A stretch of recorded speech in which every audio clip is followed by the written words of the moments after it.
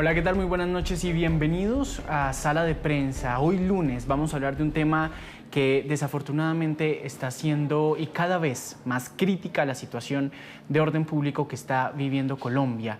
En los últimos días, este fin de semana, desafortunadamente, hablamos de 6 soldados quienes fueron asesinados a manos del grupo terrorista, también que hace parte del bloque Jorge Suárez, a manos de alias Calarcá en Guaviare. No solo eso, sino también ese plan pistola que están llevando muchos grupos al margen de la ley en diferentes ciudades, en diferentes departamentos de Colombia, y ese va a ser el tema que vamos a centrar el día de hoy con expertos y con analistas para ver qué es lo que está pasando y qué es lo que va a pasar en adelante. Por eso queremos dar la bienvenida aquí en Sala de Prensa a Luis Fernando Trejos, quien es docente e investigador de la Universidad del Norte, y por supuesto también a Jorge Mantilla, analista e investigador especialista en conflictos. Señores, muchas gracias por estar aquí en Sala de Prensa. E iniciemos, si quiere, con el profesor Luis Fernando. ¿Cómo ve usted, profesor, esta situación de orden público que se ha aumentado en las últimas horas en el país?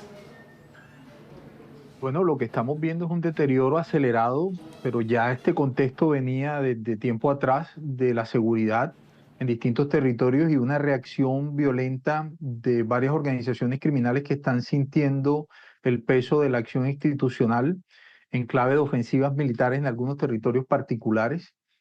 En este sentido, lo que queda sobre la mesa es la continuidad de la política de la paz total, ¿no? Teniendo en cuenta lo que sucedió el fin de semana en el Guaviare y la respuesta que ha sido un poco ambigua por parte del gobierno que pide una comisión independiente que esclarezca los hechos, a pesar de que el grupo armado ya reconoció la autoría de los mismos y se quedó con todo el armamento que le quitó a los soldados. Por otro lado, creo que también hay que tener en cuenta que este contexto se va a seguir deteriorando y escalando en la medida en que parece que el gobierno entendió que ante la proximidad de tres elecciones nacionales, como son la de la consulta popular, la elección a Congreso y las presidenciales de 2026, el tema de mantenerse muy activo en la paz total le estaba restando capital político al mostrarlo como una especie de presidente débil. Y en este sentido ha desplegado la estrategia de seguridad, una estrategia que todavía no es muy clara en cuanto a los objetivos que persigue, pero lo que buscaría es quitarle la bandera y el discurso de la seguridad a sus opositores políticos que se encuentran en la derecha y en la centroderecha, ¿no? Entonces, en ese Sí. sentido puede ser que hoy el presidente percibió que la seguridad y los combates militares dan más votos que seguir persistiendo en las mesas sin recibir nada a cambio. Hay varios temas, profesor, que usted ha tocado y que por supuesto vamos a seguir desarrollando porque aún está vigente el cese al fuego, ¿no? Aún está vigente ese decreto que pide el presidente Gustavo Petro de no estar más que todo atacando este bloque, el bloque Jorge Suárez, que está a mandos de alias Calarcá. Vamos ahora también a hablar con Jorge Mantilla. ¿Usted cómo ve esta situación que está pasando no solo en Guaviare, sino también en otros departamentos con este denominado Plan Pistola? Sí, yo creo que es una respuesta al viraje que ha tenido la política de seguridad de este gobierno en los últimos meses. Desde que el general Pedro Sánchez fue designado como ministro de Defensa, hemos política de seguridad con una ofensiva que ha lanzado el Estado en diferentes territorios, particularmente manteniendo el esfuerzo militar en el norte del Cauca, el anuncio de la continuidad de la ofensiva en el Catatumbo y un esfuerzo militar importante en la Amazonía en la persecución de Iván Mordisco. De todas maneras, creo que esta política o este viraje de la política de seguridad ha dejado al descubierto las capacidades limitadas que tiene hoy la fuerza pública en materia de inteligencia, en materia de despliegue rápido, en materia de poder aéreo. Entonces, como lo decía Luis Fernando, creo que en efecto vamos a ver la continuación de este tipo de formas de violencia, que es una violencia que, entre comillas, es barata para los grupos armados, no implica un esfuerzo militar ni un despliegue de control territorial, sino es una violencia que de alguna manera genera una afectación a la fuerza pública muy importante y el uso también de explosivos. Entonces, como lo estamos viendo, eso es la modalidad que de alguna manera se va a seguir utilizando. Por eso, de alguna forma, el gobierno nacional debería llamar a un acuartelamiento de primer grado, a una máxima alerta que le permita a la fuerza pública desplegar unidades militares allí donde las unidades policiales requieran ese tipo de apoyo, que le permita a la fuerza pública limitar los permisos, las licencias, las vacaciones, para prepararse ante una eventual escalada de violencia, que es la que pareciera que se va a desencadenar con esta, de alguna manera, callejón sin salida, en el que ha quedado la mesa de conversaciones con las disidencias de Calarcá o autodeterminadas Estado Mayor de los bloques y frentes. Frente a esto es importante recordar que a principios del mes de abril se conoció un decreto en el que, si bien no se prolongaba o se decidía no prolongar el cese al fuego bilateral con este grupo, se renunciaba a las operaciones militares ofensivas contra las disidencias de Calarcá, y el resultado pues habla por sí solo. Sí. Ese resultado, este decreto que usted comenta también, Mantilla, profesor, es el 17 de abril. Pasaron 10 días y desafortunadamente en Guaviare tenemos entonces a estos 6 militares que fueron emboscados, que el mismo comandante de las fuerzas militares estaba mencionando también, que sabían incluso que los estaban esperando. ¿Qué opinan ustedes sobre si es cierto que en este momento las fuerzas militares se encuentran maniatadas? Porque está, por supuesto, estas ansias de la paz total que busca el gobierno Petro, pero por otro lado, vean lo que está sucediendo. 6 militares asesinados, 5 militares que también fueron secuestrados y uno que en este momento se encuentra desaparecido en Guaviare. Si quiere empezamos con usted, profesor Trejos. Yo lo que creo es, como dándole continuidad a la idea de Jorge, es que es posible que el anuncio que se hace menos de un mes, lo que haya producido es una cierta confianza en algunas unidades militares, ¿no? Que sabían que no había acciones ofensivas y esperaban de la contraparte una situación similar, un comportamiento similar. Por otro lado, creo yo que esto también pone en tensión o nos invita a discutir sobre la unidad de mando de estas estructuras. Hay que entender que son estructuras recientemente nuevas. El Estado Mayor de Bloques y Frentes es una disidencia del Estado Mayor Central, que a su vez era una especie de federación de distintas expresiones violentas que tenían como lugar común que algunos de sus combatientes y mandos pertenecieron en algún momento a la FAREP, pero que también se evidencia que tienen mucha autonomía en su funcionamiento. Basta ver el comunicado que hoy emite la dirección del Estado Mayor de Bloques y Frentes, cuando primero dicen que ellos, si el Frente 33 quiere concentrarse en el Catatumbo, que lo hagan, pero que ellos no lo van a hacer, que eso no lo pactaron con el gobierno. Y es posible que sí, Calarcá funja como una especie de vocero, o sea, una especie de articulador, pero quizás no tiene mando y control sobre todas las estructuras de ese Estado Mayor de Bloques y Frentes. Y en este sentido, lo que sí hay que tener en cuenta es que esto fue una acción planificada, esto tuvo una inteligencia. Aquí le midieron el aceite y la rutina de esa unidad militar y los asaltaron en pleno proceso de paz, y no había, digamos, una prórroga del cese al fuego, pero sí había una orden del gobierno de frenar acciones ofensivas para que ellos transitaran hacia lugares de concentración. Y a eso hay que sumarle que ese grupo en Semana Santa tuvo combates con unidades de mordisco, es decir, el grupo de Calarcá ha seguido expandiéndose. El grupo de Calarcá, en plena negociación, han mantenido sus acciones criminales activas. Solo cesó las acciones ofensivas contra fuerza pública, pero ellos mantienen unas dinámicas de guerra. Entonces sí creo que eso hay que tenerlo en cuenta. Primero, cuestionarnos si él tiene un mando real y efectivo sobre todas esas estructuras que están federadas bajo esa figura de Estado Mayor de Bloques y Frentes. Y lo otro, lo que hablábamos anteriormente, entonces sí, ¿cuál es la voluntad de paz? ¿Dónde están los hechos y los gestos, más allá de que se sienten religiosamente con el gobierno a conversar cada vez que hay ciclos de negociación? Luis Fernando, Jorge, y es que incluso las mismas fuerzas militares o el ministro de Defensa había mencionado que este bloque ya se ha expandido por lo menos en 5 departamentos en este momento, en donde al parecer estaba ese proceso de acuerdo de paz. Para usted, profesor Jorge, ¿qué tocaría entonces hacer con el acuerdo de paz? ¿Suspender este decreto en donde están, por supuesto, el cese de hostilidades con todos los grupos, solo con este bloque, o definitivamente enterrar esa idea de paz total y estar ya a la ofensiva con los grupos militares? Bueno, yo creo que estábamos en un escenario de ofensiva de facto.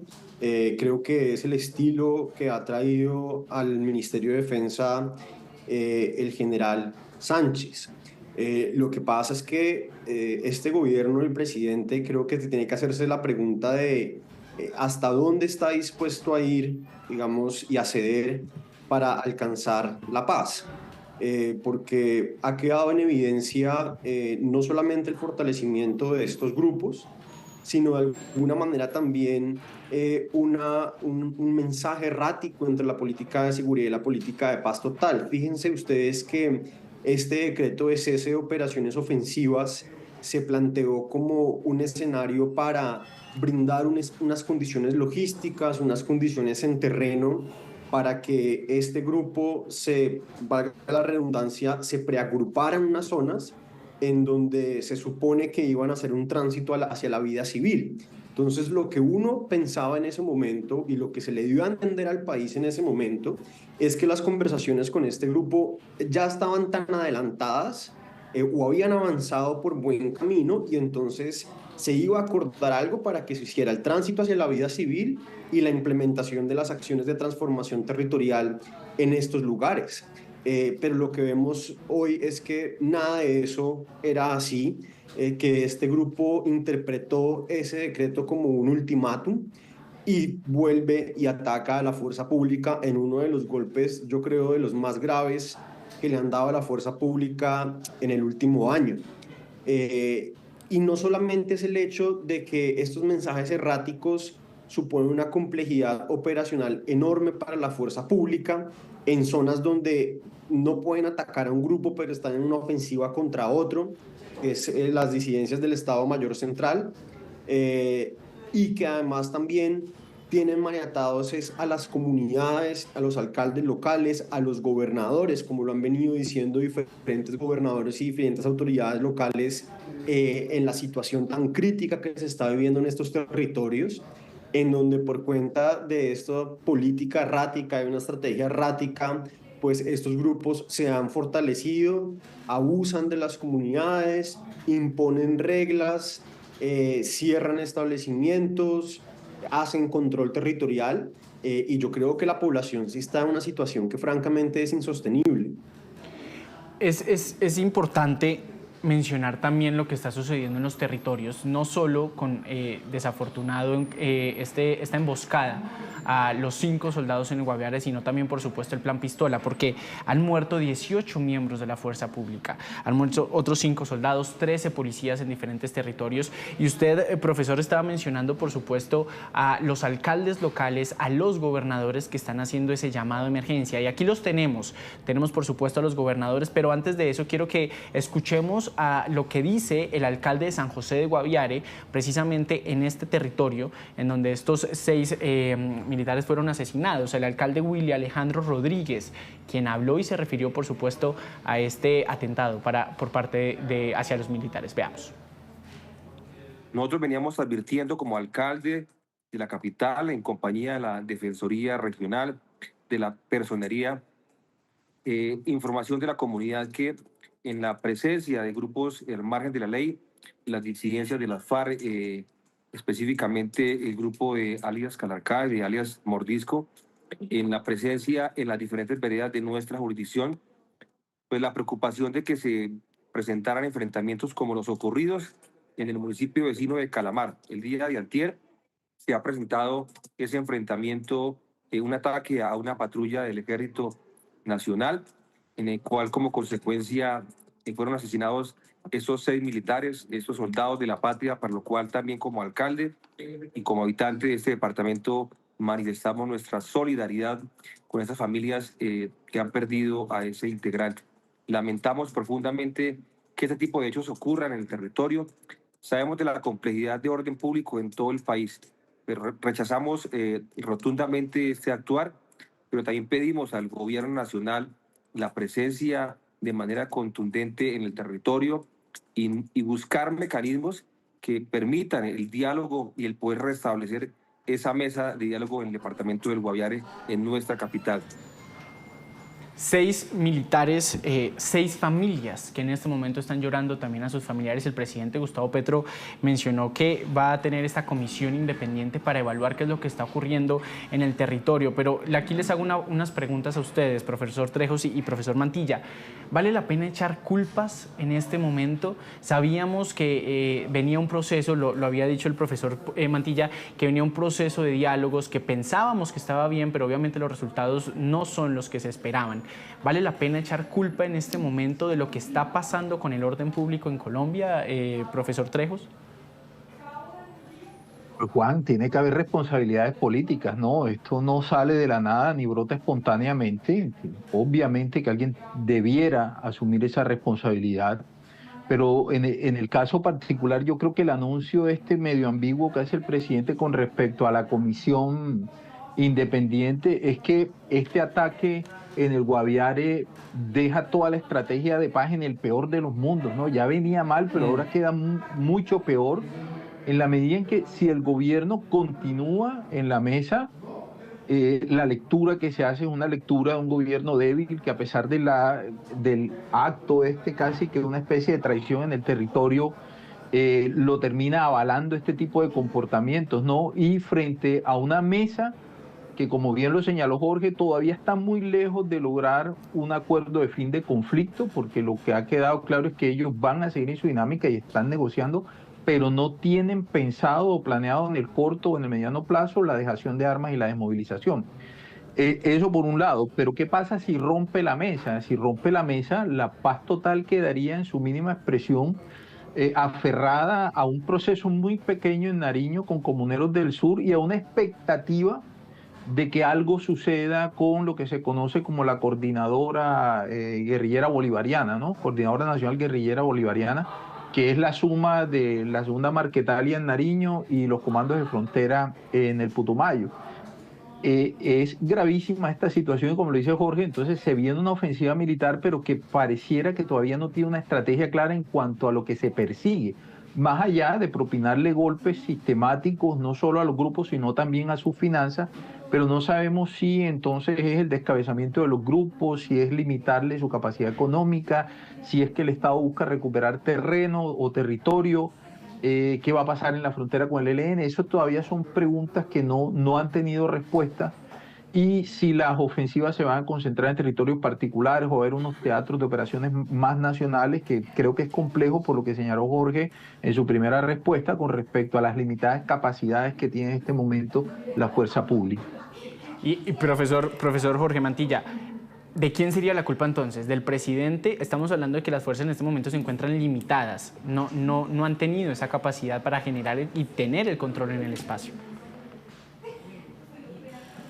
Bueno, pues efectivamente el presidente es el comandante en jefe de las fuerzas militares y tiene que, digamos, tomar una determinación clara y contundente frente a lo que está pasando, porque es que es lamentable que en el marco de lo que es una de las políticas más importantes de este gobierno, una apuesta estratégica como lo es la paz total, pues en las últimas días hayan muerto el número de militares y policías que se ha conocido. Entonces, el país creo que no sabe si está en guerra o si está en un escenario de negociación y paz.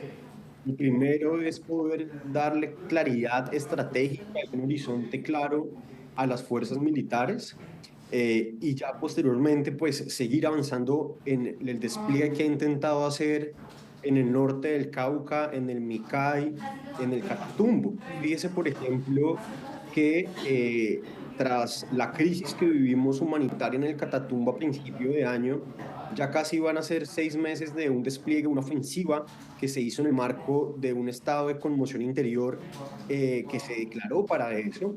Y hoy en día no es muy claro cuáles son los resultados de todo ese esfuerzo operacional y militar que se hizo en el Catatumbo.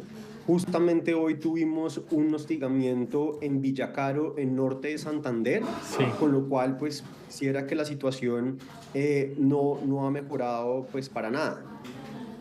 Quiero leerles una publicación que hizo el presidente Gustavo Petro en sus redes sociales el día de ayer, y él menciona que soy responsable de la vida de cada joven que hay en la fuerza pública y quiero que todos regresen sanos y salvos a sus familias, porque este gobierno es un gobierno construido alrededor de la vida, su defensa y proyección. En Colombia nadie debe morir a manos de otros, es lo que dice el presidente Gustavo Petro. Pero entre eso seguimos viendo que este decreto con el que iniciamos, en donde se cesan las hostilidades, sigue vigente. O sea, todavía está pendiente que no pueden tomar acción contra el bloque Jorge Suárez, contra alias Calarca tampoco, si no estoy mal, porque incluso a ellos ya los habían, entre otras cosas, capturados, si no estoy mal, en unos carros de la UNP, ¿no?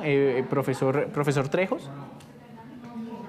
Lo primero es que eso que tú acabas de leer suena muy poético, ¿no? Pero lastimosamente eso son palabras del presidente que los grupos no tienen en cuenta en el marco de su actividad criminal y sus lógicas de crecimiento y expansión. Por otro lado, es un decreto del gobierno. Si el gobierno tiene la voluntad, lo puede levantar ante, digamos, un hecho grave. Es que esto no fue algo superficial. Aquí hay muertos, aquí secuestraron una unidad y la desarmaron totalmente, porque si realmente hubieran tenido voluntad de paz y hubiera sucedido lo que ellos dicen que fue un hecho de legítima defensa, pues devuelven a los soldados con su armamento, pero en este caso se robaron el armamento y eso también es una señal de continuación de la guerra, ¿no? Hoy tienen para armar una escuadra más de combatientes y seguir delinquiendo. Sí, en algún momento, eso fue en el año 2023, se produjo la captura de Calarcá con otros miembros de esa organización, unas camionetas de la UNEP en territorio antioqueño. Hay que recordar que se les encontró un arma de fuego, se encontró dinero en efectivo, pero por la propia dinámica de la negociación, al final esas capturas no prosperaron todas. Hubo algunos miembros de ese grupo que lo capturaron con él que quedaron privados de la libertad y posteriormente recibieron la libertad por ser designados como gestores de paz. Pero nuevamente aquí es lo que estamos hablando, ¿no? Ya había evidencias de que esto realmente no avanzaba a la velocidad que el presidente quería, y uno de los grandes errores que cometió esta administración fue que arrancó por la parte de atrás los procesos de negociación, es decir, renunció a la disuasión militar y empezó con ceses al fuego. Esos ceses al fuego hoy está verificado que muchos de estos grupos lo usaron para crecer y expandirse. Muchos de ellos no cesaron hostilidades en contra de las comunidades, siguieron reclutando, confinando, extorsionando y desplazando comunidades. Y estos ceses al fuego debieron haberse pactado cuando las mesas de negociación iban avanzadas y se hubiera utilizado el componente militar para presionarlos, no para disuadirlos. Entonces, esto también evidencia la falta total de planeación de esta estrategia de paz, un despliegue de las capacidades militares que llega tardíamente, como lo señala Jorge, pero también de manera débil.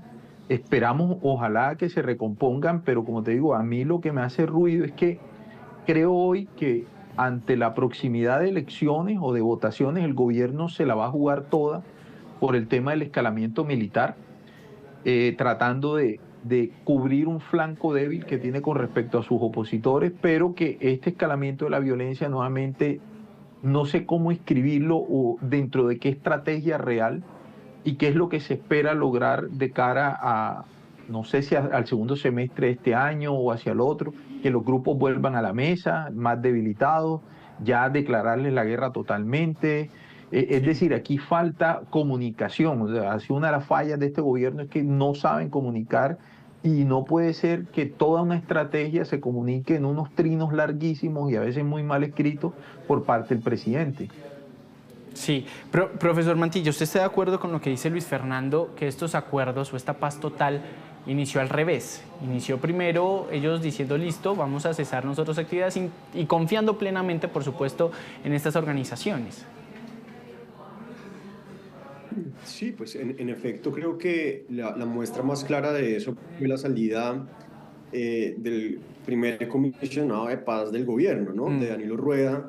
La llegada de Oti Patiño de alguna manera se supone que intentaría cambiar ese planteamiento, Y lastimosamente, pues con el transcurrir de los meses y de estos ya casi 3 años, no hay todavía hoy un grupo que haya dejado un arma, ¿cierto? Están las conversaciones abiertas con unos grupos realmente que hoy son marginales dentro del escenario de conflictividad y violencia, como es el caso de Comuneros del Sur en Nariño. Hay un interrogante aún muy grande sobre el futuro de las mesas de paz urbanas que se desarrollan en Buenaventura, en Quibdó, en Medellín. Recientemente tuvimos un pico de violencia enorme en Buenaventura por cuenta del rompimiento de una de estas treguas. Y definitivamente, pues no es claro, digamos, cuál es la estrategia en este momento para desarrollar la conversación de paz con el Clan del Golfo, o con las AGC. Se anunció públicamente un encuentro, después recientemente se dio de baja a uno de los integrantes de este grupo que estaba en esa mesa, por ejemplo. No es claro qué va a pasar aún con la mesa con el ELN. El presidente la dio casi que por muerta después de la arremetida de este grupo en la región del Catatumbo, pero coincido con el profesor Trejos en que no hay una comunicación asertiva y clara frente a lo que está sucediendo. No creo que hoy en el gobierno alguien tenga la claridad de hacia dónde se va a conducir la conversación sobre seguridad y sobre paz.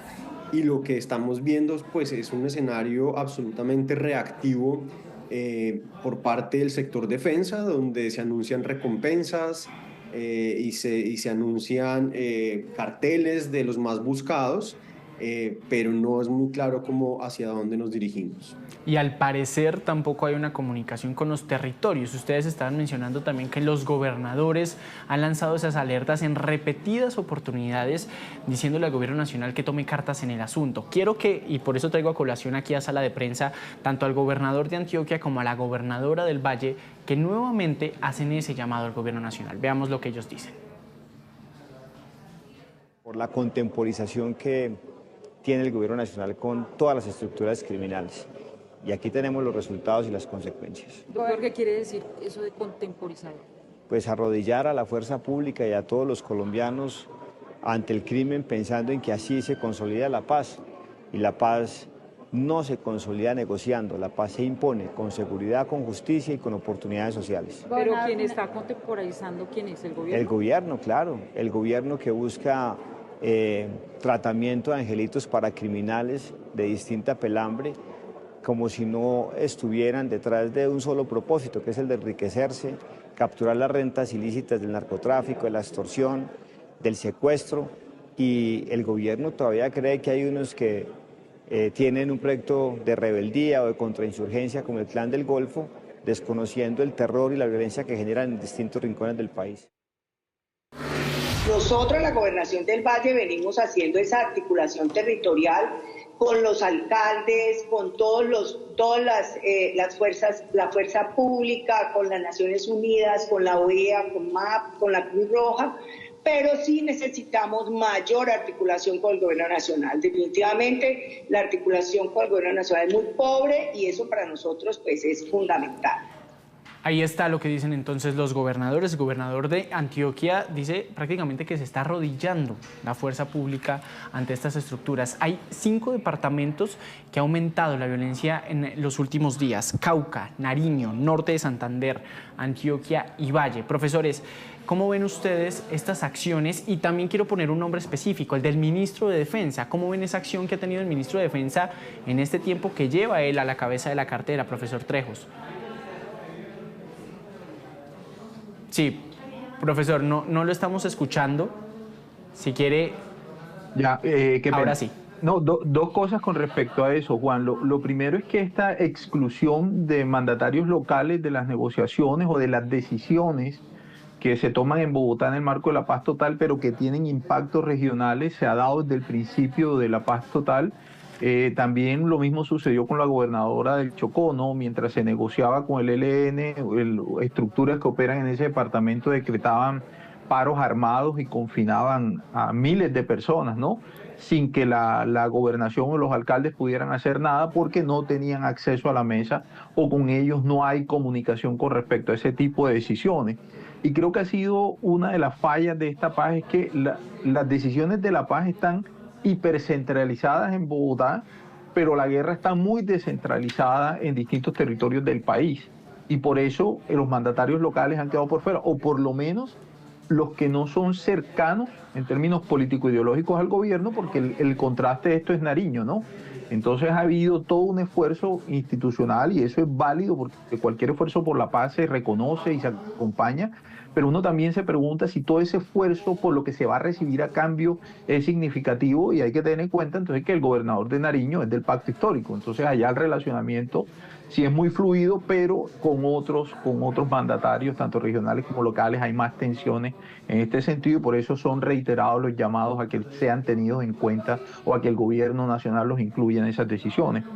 Por otro lado, lo que se debe tener en cuenta, Juan, es que, como lo dijimos en la primera respuesta y también Jorge lo apuntaló, en la medida en que el ejército penetre territorios y empiece a golpear a estas estructuras, así va a ser la respuesta de las mismas, ¿no? Es decir, esto que estamos viendo como los planes pistola o eventualmente situaciones como las del Cauca, ¿no? Un Estado Mayor Central que recurre al terrorismo de manera reiterada, utilizando drones que no tienen ninguna posibilidad de que peguen en el blanco sin causar ningún tipo de daño colateral a la población civil. Yo creo que esto va a seguir pasando y es una consecuencia de que están sintiendo el peso de la institucionalidad, y en este caso un ejército que ellos no habían visto al ejército atacándolos, estuvieron muy tranquilos durante casi 2 años y hoy tienen, y eso que están mermados, como bien lo ha señalado Jorge, pero en muchos casos pareciera que lo sobrepasan. Entonces la reacción es el uso del terrorismo y el asesinato a mansalva de miembros de fuerza pública que se encuentran de permiso o que están distraídos, o sea, que no tienen ninguna capacidad de defensa, pero es precisamente por eso, creo yo, que es el costo que está pagando el país, que está pagando la fuerza pública por penetrarlo, pero esto no quiere decir que no se esté fallando en prevenir esto, porque uno sí debía, esto no es novedoso, esto ya lo habíamos vivido antes y uno se hubiera esperado planes de contención, no de anticipación, de que no puede haber oficiales de la policía solos en una esquina, que tienen que haber 2, 3 como mínimo, que tienen que estar a la defensiva, ¿no? Pero yo creo que esto va a seguir pasando en la medida en que el ejército siga avanzando en estos territorios. El profesor Mantilla lo había dicho, un acuartelamiento de primer grado. Profesor, ya para finalizar también sus opiniones finales frente a esta situación y por supuesto el llamado que hacen los gobernadores. No, yo creo que es fundamental el rol que tienen hoy las autoridades locales en un escenario como el que estamos viendo, que es un escenario de fragmentación de estos grupos armados, que además son fundamentales ellos también en la conversación de paz que gira y que va a girar en torno a las transformaciones territoriales, a los proyectos, digamos, de transición a las economías lícitas, y esta apuesta que ha hecho el gobierno por negociar de manera acotada en los territorios, de tal manera que el rol de los gobernadores y autoridades locales es central, teniendo en cuenta además que ellos están todavía pues al principio de su periodo, es decir, cuando este gobierno termine, las autoridades locales van a seguir siendo las mismas hoy. Entonces es fundamental que esa conversación pueda mejorar. Por supuesto, pues aquí hay también un componente político y electoral que seguramente se va a ver mucho en los próximos meses cuando empiecen las campañas electorales, porque desde luego pues el tema de seguridad va a ser quizás el tema central de la campaña política del 2026. Es muy cierto lo que dice usted, profesor, se nos está acabando el tiempo, viene el 2026 con elecciones presidenciales, elecciones al Congreso y sin duda el tema de seguridad va a ser supremamente importante para ver el rumbo que va a tener Colombia. A Luis Fernando Trejos, docente, investigador de la Universidad del Norte, muchas gracias por su tiempo aquí en Sala de Prensa. Gracias a ti, Juan, y también un saludo a Jorge. Jorge Mantilla, analista e investigador en conflicto, también mil gracias por estar aquí con nosotros.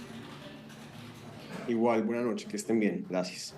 Y por supuesto ustedes por estar en esta sintonía aquí en Sala de Prensa. Nos encontramos nuevamente mañana con más temas para poderlos debatir. Continúen ustedes entonces con Signo Pesos. Feliz noche.